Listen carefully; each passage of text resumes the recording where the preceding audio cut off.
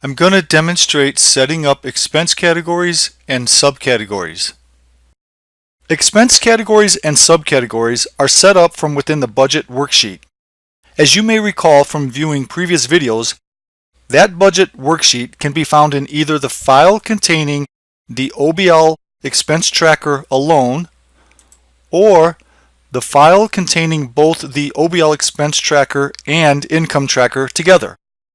When you first purchase and download this file, upon opening it, the budget worksheet will be selected. The key point to remember when setting up expense categories is that it is done from the budget worksheet. So depending on where you have previously left off in your last session, you simply may need to click the budget worksheet to get started.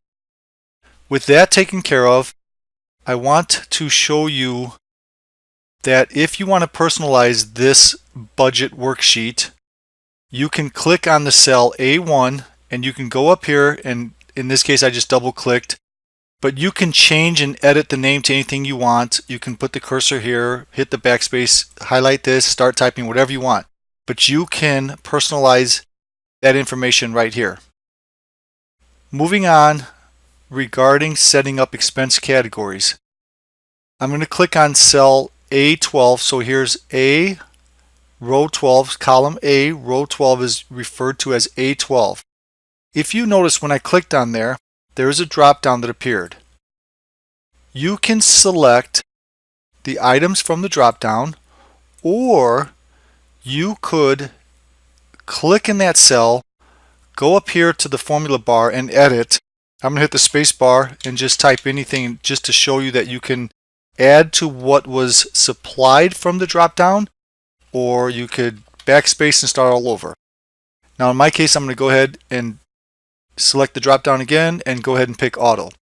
And what I want to point out is this is an expense category, and you can see right here expense category 1, a little bit further down expense category 2. So let's just go ahead, for the sake of this demonstration right now, and pick another expense category, and I'll go ahead and do credit cards.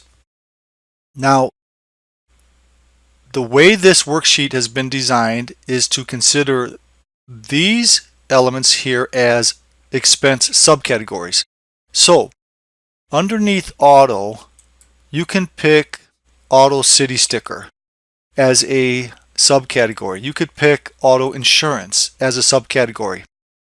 Now, as I mentioned, you can also click in these cells and start typing whatever you want up here. Once you click in this cell, you're going to move up here and type what you want, or simply double click in this cell to begin typing. And I'm going to go ahead and backspace that out. Here is a very important thing to remember. What happens when you enter your data into these cells is that I'm going to jump to the expense tracker for the month of January, and this is going to hold true for every month. I'm going to go ahead and select this tab, and notice how what I just entered from the budget worksheet pre-filled into each one. I'm going to go to February right now, and I'm going to go to March, and I'm just going to come back to January for right now. It pre-filled in here. I'm going to go ahead and select A3, which is auto. I'm going to go ahead and put my cursor and select that to show you. The reason this was done is based on this formula. So this formula, you don't have to understand the formula, but the concept is that this formula causes what got placed into, and I'm going to go ahead and select the budget worksheet for a second again, what got placed into here propagates into each one of these expense tracking worksheets for each month. And I'm going to go to April, and now I'm just going to go ahead and come back to January. So here's the key point you must remember. Don't go in here and type anything, because if you do, you're going to wipe out this formula.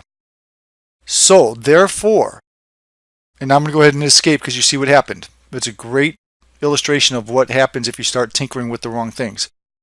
So the point I'm trying to drill home is set up all your expense categories and your subcategories from within the budget worksheet and you'll be good to go.